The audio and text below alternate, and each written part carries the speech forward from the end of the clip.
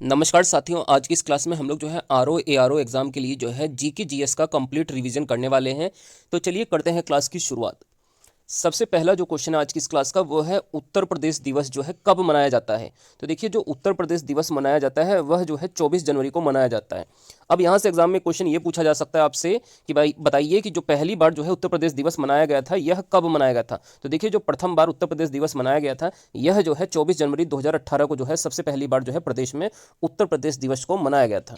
अगर हम बात करें उत्तर प्रदेश राज्य की, तो देखिए उत्तर प्रदेश का जो पहले नाम होता था वह होता था संयुक्त प्रांत। बाद में इसका नाम बदलकर उत्तर प्रदेश किया गया था। तो आपसे एक एग्जाम में यह भी क्वेश्चन पूछा जा सकता है कि उत्तर प्रदेश राज्य का जो है नाम संयुक्त प्रांत से बदलकर उत्तर प्रदेश कब किया गया था। तो यह किया गया था 24 जनवरी 1950 को। 24 जनवरी 1950 को उत्तर प्रदेश का नाम जो है संयुक्त प्रांत से बदलकर उत्तर प्रदेश किया गया था।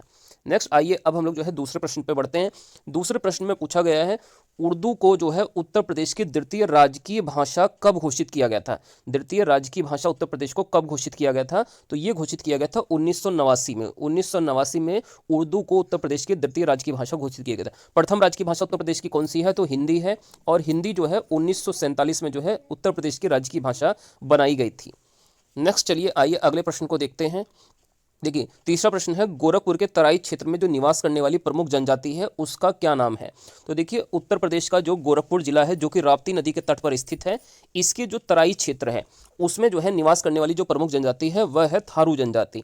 इसके अलावा एक क्वेश्चन आपसे यह पूछा जाता है गोरखपुर जिले से कि बताइए उत्तर प्रदेश में जो है सबसे अधिक वर्षा का स्थान कौन सा जिला है। तो सबसे अधिक वर्षा जो है गोरखपुर जिले में होती है, जबकि न्यूनतम वर्षा उत्तर प्रदेश में जो है मथुरा जिले के अंदर होती है। ये प्रश्न भी आपसे एग्जाम में पूछे जा सकते हैं। इसके अलावा अगर आपसे पूछा जाए उत्तर प्रदेश में खिचड़ी मेला जो है कहाँ पर मनाया जाता है, तो खिचड़ी मेला भी जो है गोरखपुर जिले में मनाया जाता है। इसके अलावा दीपावली को शौक के रूप में कौन सी जनजाति मनाती है, तो यह जो है थारू जनजाति जो है दीपावली को शौक के रूप में मनाती है। नेक्स्ट चलिए चौथे प्रश्न को देखते हैं। उत्तर प्रदेश द्वारा एक जिला एक उत्पाद योजना को कब शुरू किया गया था। तो देखिए, उत्तर प्रदेश राज्य में एक जिला एक उत्पाद योजना को शुरू किया गया था, वन डिस्ट्रिक्ट वन प्रोडक्ट योजना 24 जनवरी 2018 को। 24 जनवरी 2018 से यह योजना पूरे प्रदेश भर में लागू की गई थी। इस योजना में कौन कौन से वर्ग शामिल हैं, तो इसमें देखिए छोटे मध्यम व परंपरागत उद्योगों के लिए जो है यह योजना जो है चलाई गई थी। चलिए नेक्स्ट अगला जो हम अपना टॉपिक रिवाइज करने वाले हैं वह है भूकंपीय तरंगे। तो देखिए, सबसे पहले आप ये समझिए भूकंपीय तरंगे टोटल कितने प्रकार की होती हैं। तो यह 3 प्रकार की होती हैं, पी तरंगे, एस तरंगे और एल तरंगे। पी तरंगे का मतलब हो गया प्राथमिक तरंगे, एस तरंगों का मतलब द्वितीयक तरंगे, और एल तरंगे होती हैं जिन्हें हम लव तरंगे कहते हैं। तो जो पी तरंगे होती हैं यह ठोस, द्रव व गैस तीनों माध्यमों में गति कर सकती हैं, जबकि जो एस तरंगे होती हैं यह केवल ठोस माध्यम में ही गति कर पाती हैं। इसीलिए इनको हम लोग जो है अनुप्रस्थ तरंगे भी कहते हैं, क्योंकि यह सतह पर लंबवत आकर टकराती हैं। और जो एल तरंगे हैं यह भी तीनों माध्यमों में गति कर सकती हैं। लेकिन एक क्वेश्चन आपसे यह पूछा जा सकता है कि इन तीनों तरंगों में सबसे अधिक गति जो है किन तरंगों की होती है। तो यह सर्वाधिक गति जो है प्राथमिक तरंगों की होती है, लगभग 8 किलोमीटर प्रति सेकंड इसकी जो है गति होती है। और सबसे कम गति इसमें जो है एल तरंगों की होती है, इनकी गति लगभग 1.5 से 3 किलोमीटर पर सेकंड के आसपास होती है। इसके अलावा अगर आपसे पूछा जाए भूकंप आने पर सबसे पहले कौन सी तरंगे गिरती हैं, तो ये होती हैं पी तरंगे। इस चीज़ को भी आपको याद रखना है। इसके अलावा भूकंप की तीव्रता जो है रिएक्टर स्केल से नापा जाता है, यह भी प्रश्न आपसे पूछा जा सकता है। और भूकंप के अध्ययन को जो है सिस्मोलॉजी कहा जाता है। नेक्स्ट चलिए आइए अब हम लोग देखिए अपना अगला टॉपिक आज की इस क्लास का रिवाइज करने वाले हैं। यह है प्रमुख झीलें और उनका वो झीलें किस देश में स्थित हैं। इस टॉपिक को हम लोग सबसे पहले पढ़ेंगे यहाँ पर। तो देखिए, एक तरफ झील लिखा गया है, एक तरफ उनके देश लिखे गए। जैसा आपसे पूछा जाए टिटिकाका झील कहाँ पर स्थित है, तो ये दक्षिण अमेरिका में स्थित जो है झील है। टिटिकाका झील की क्या खासियत है, यह जो है विश्व की सबसे ऊंची झील है।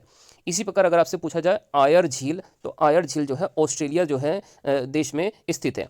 इसके अलावा अगर आपसे कैस्पियन सागर झील पूछा जाए, जो कि जो है विश्व में जो है खारे पानी की सबसे बड़ी झील भी है, यह जो है रूस और कजाकिस्तान वाले क्षेत्र में स्थित है। इसके अलावा अगर आपसे बैकाल झील पूछा जाए, जो कि विश्व की सबसे बड़ी गहरी पानी की झील है, तो यह जो है रूस देश में स्थित है। इसके अलावा सुपीरियर झील, जो कि विश्व में सबसे बड़ी मीठे पानी की झील है, यह जो है यूएसए और कनाडा देशों के मध्य में स्थित है सुपीरियर झील।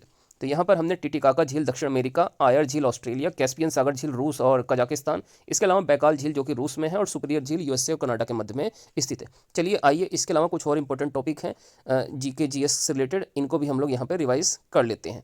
नेक्स्ट देखिए, जो अपना अगला टॉपिक है आज की इस क्लास का वो है प्रमुख जनजातियाँ विश्व की और उनके निवास स्थान। तो एक तरफ यहाँ पे इसमें जनजातियाँ दिया गया है, दूसरी तरफ उनका निवास स्थान, कौन सी जनजाति कहाँ पर निवास करती है। तो सबसे पहले अगर हम बात करें बुशमैन जनजाति, तो बुशमैन जनजाति जो है कालाहारी मरुस्थल में पाई जाती है। कहाँ पर बुशमैन जनजाति पाई जाती है? कालाहारी मरुस्थल में पाई जाती है। इसके अलावा अगर आपसे पिग्मी जनजाति पूछी जाए कहाँ पर निवास करती है, तो यह जो है कांगो बेसिन वाले क्षेत्र में निवास करती है पिग्मी जनजाति। नेक्स्ट हम बात करें अगर बद्दू जनजाति, तो बद्दू जनजाति जो है सहारा मरुस्थल में निवास करती है। कहाँ पर? सहारा मरुस्थल, जो कि विश्व का सबसे बड़ा मरुस्थल भी है। सहारा मरुस्थल में बद्दू जनजाति पाई जाती है। इसके अलावा रेड इंडियन कहाँ के निवासी होते हैं? तो यह जो है उत्तरी अमेरिका के निवासियों को जो है रेड इंडियन नाम से जाना जाता है। इसके अलावा अगर आपसे वेदा या वेदास पूछा जाए, तो यह जो है श्रीलंका के जो है जनजाति एक प्रमुख है, वेदास या वेदा। नेक्स्ट हम अगर खिरगिज की बात करें, खिरगिज जनजाति कहाँ पर निवास करती है? तो यह मध्य एशिया की जो है प्रमुख जनजाति है खिरगिज। इसके अलावा अगर आपसे निग्रो जनजाति पूछी जाए, देखिए निग्रो, तो निग्रो जनजाति जो है मध्य अफ्रीका में निवास करती है। कहाँ पर निवास करती है? मध्य अफ्रीका में। नेक्स्ट अगर देखिए आइनू जनजाति पूछा जाए, ये भी आपके एग्जाम के लिए इंपॉर्टेंट जनजाति है, तो यह जो है जापान में निवास करती है। और अंतिम जो जनजाति हम लोगों को याद करना है वह है माओरी जनजाति। तो माओरी जनजाति का निवास स्थान जो है न्यूजीलैंड देश है। न्यूजीलैंड देश मतलब कीवी का देश, और इसको जो है दक्षिण का ब्रिटेन भी कहा जाता है। तो ये चीज़ें भी आपको जो है पता होनी चाहिए एग्जाम के पॉइंट ऑफ व्यू से। नेक्स्ट आइए जो अपना अगला टॉपिक है, ये है प्रमुख अधिनियम जो है। जैसे हम बात करें पर्यावरण संरक्षण अधिनियम, तो पर्यावरण संरक्षण अधिनियम कब बनाया गया था? 1986 में। पर्यावरण को जो है संरक्षित रखने के लिए जो है पर्यावरण संरक्षण अधिनियम। और अगर आपसे विश्व पर्यावरण दिवस पूछा जाए, तो यह जो है 5 जून को मनाया जाता है। इस चीज़ को भी आपको याद रखना है। नेक्स्ट हम दूसरा अगर संरक्षण अधिनियम की बात करें, तो इसमें आपको याद करना है वन्य जीव संरक्षण अधिनियम, जो कि 1972 में आया था। वन्य जीव संरक्षण अधिनियम को कब लाया गया था? 1972 में। और अगर आपसे प्रोजेक्ट टाइगर पूछा जाए कब आया था, तो यह 1973 में आया था प्रोजेक्ट टाइगर। नेक्स्ट हम अगला अधिनियम की बात करें, तो यह है हमारा वन संरक्षण अधिनियम। वन संरक्षण अधिनियम कब आया था? 1980 में आया था। वनों की सुरक्षा के लिए वन संरक्षण अधिनियम। अगर आपसे पूछा जाए कि पूरे पृथ्वी के कितने प्रतिशत भाग पर वनों का होना आवश्यक है, तो ये 33% या 1/3 भाग पर जो है वनों का होना आवश्यक है पर्यावरण के संतुलन की।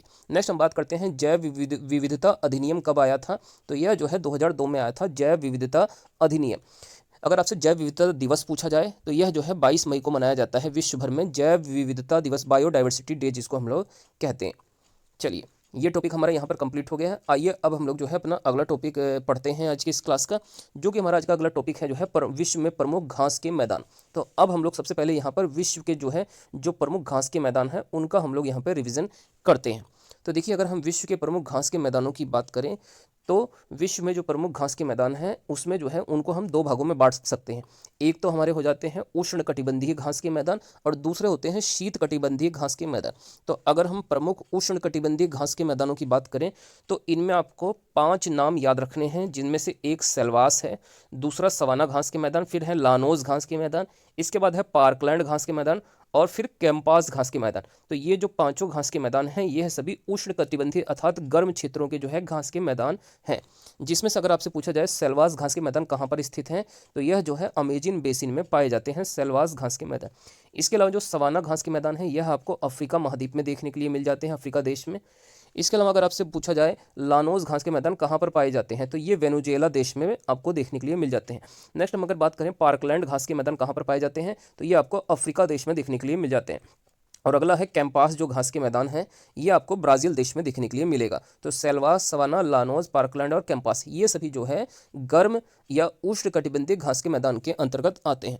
आइए अब हम लोग जो है शीत कटिबंधीय जो है घास के मैदानों को देख लेते हैं। ऐसे घास के मैदान जो शीत कटिबंधीय क्षेत्रों में पाए जाते हैं, तो इनमें भी आपको 5 घास के मैदान याद रखने हैं, जिसमें से पहला स्टेपीज, इसके बाद प्रेयरी घास के मैदान, फिर डाउन्स घास के मैदान, वेल्ड और पंपास। ये 5 घास के मैदान जो है शीत कटिबंधीय घास के मैदानों के अंतर्गत आते हैं।